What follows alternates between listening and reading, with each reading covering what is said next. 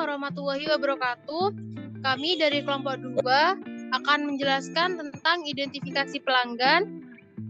Sebelumnya, perkenalkan, saya Dian Septi dengan NIM 270 sebagai moderator, dan teman saya Dwi Lestari dengan NIM 244. Saya Aulia Gusti Umairo dengan NIM 247. Saya Renul Yakin dengan NIM 249. Saya Silaturahmi dengan NIM 251. Saya Yuvantio NIM 146. Saya Dwi Kauli Kriste dengan NIM 256. Baik, selanjutnya yang pertama yaitu pengertian pelanggan akan dijelaskan oleh Dwi Ayu. Baik, di sini saya akan menjelaskan tentang pengertian pelanggan.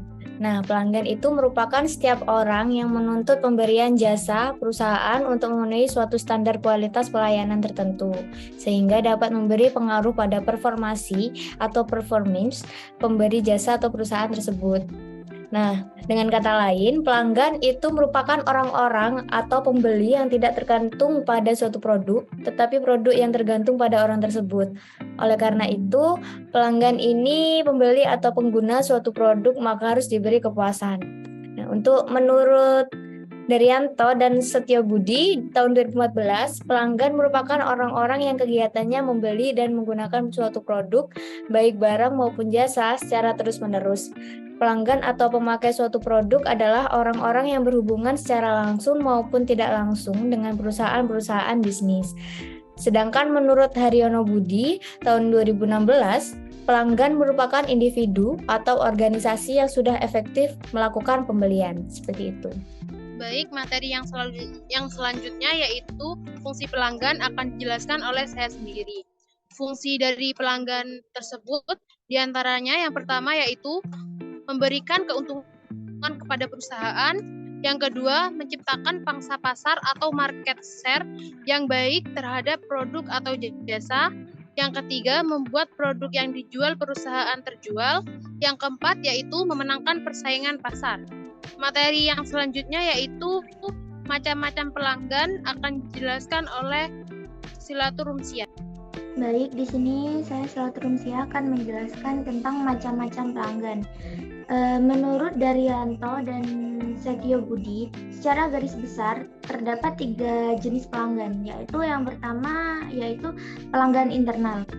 Pelanggan internal adalah orang-orang atau pengguna produk yang berada di dalam perusahaan dan memiliki pengaruh terhadap maju mundurnya perusahaan. Nah, yang kedua itu ada pelanggan antara. Pelanggan antara sendiri adalah setiap orang yang berperan sebagai perantara produk, bukan sebagai pemakai. Komponen distributor seperti agen-agen koran yang memasarkan koran atau toko-toko buku merupakan contoh pelanggan perantara.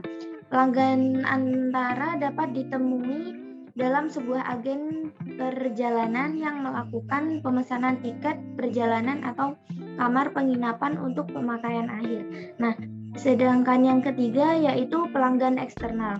Pelanggan eksternal adalah setiap orang atau kelompok orang pengguna suatu produk atau barang atau jasa yang dihasilkan oleh perusahaan bisnis.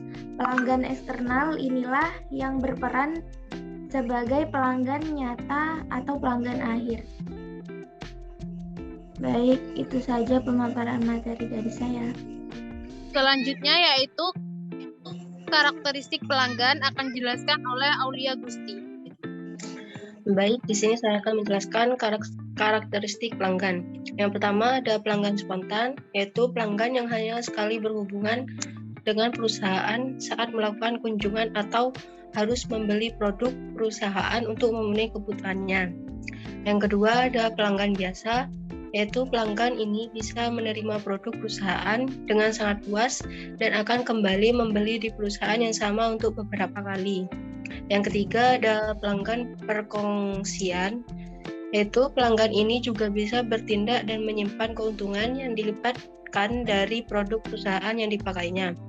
Yang keempat ada pelanggan yang berkembang, yaitu pelanggan yang tidak hanya puas dengan produk perusahaan, tapi juga menggunakan produk tersebut secara berulang bahkan hingga mempromosikannya pada orang lain. Materi yang selanjutnya yaitu cara menganalisis pelanggan akan dijelaskan oleh Dwi. Di sini saya akan menjelaskan materi cara menganalisis pelanggan. Menganalisis pelanggan bertujuan untuk mengetahui mana konsumen yang berpeluang besar membeli produk perusahaan. Ada 3 tahap dalam menganalisis pelanggan. Yang pertama ada mengidentifikasi pelanggan yang telah dimiliki. Artinya semakin memahami pelanggan, maka akan semakin baik pula bagi proses analisis ini berjalan. Kemudian yang kedua ada mengetahui kebutuhan masing-masing kelompok. Artinya setelah proses identifikasi selesai, langkah selanjutnya adalah mencari tahu kebutuhan masing-masing kelompok dari pelanggan tersebut. Dan yang terakhir mencari tahu perantara identifikasi dan kebutuhan pelanggan. Artinya mencari tahu apa yang menjadi perantara keduanya, yaitu mengidentifikasi bagaimana produk dapat memenuhi kebutuhan setiap kelompok dari masing-masing pelanggan. Terima kasih. Materi yang selanjutnya yaitu mengidentifikasi pelanggan akan dijelaskan oleh Ainul Yakin. Baik, yang selanjutnya adalah mengidentifikasi pelanggan.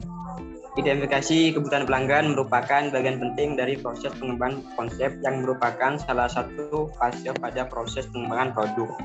Daftar kebutuhan pelanggan yang dihasilkan digunakan untuk menentukan anggota tim dalam menentukan spesifikasi produk, membuat konsep produk, dan menseleksi konsep produk untuk mengembangkan selanjutnya. Mengidentifikasi pelanggan dapat dilakukan dengan beberapa metode. Penelitian merupakan metode terbaik untuk mendapatkan hasil paling akurat. Dalam penelitian ini harus mengumpulkan informasi sebanyak-banyaknya tentang pangkot, diantaranya jenis kelamin, usia, demografi, lokasi, psikografi, minat, merek lain yang disukai, publikasi yang dibaca, dan lain-lain. Baik, materi yang selanjutnya yaitu proses identifikasi kebutuhan pelanggan akan dijelaskan oleh Yuvantio. Proses identifikasi kebutuhan pelanggan. Pengumpulan data mentah. Yang pertama ada mengumpulkan data mentah dari pelanggan, kemudian menginterpretasikan data mentah menjadi kebutuhan pelanggan. Ketiga, mengorganisasikan kebutuhan menjadi beber hierarki yang terdiri dari kebutuhan primer dan sekunder. Keempat, menetapkan derajat kepentingan relatif setiap kebutuhan. Kelima, merefleksikan hasil dari proses. Baik, sekian presentasi dari kelompok 2. Terima kasih. Mohon maaf apabila ada salah kata.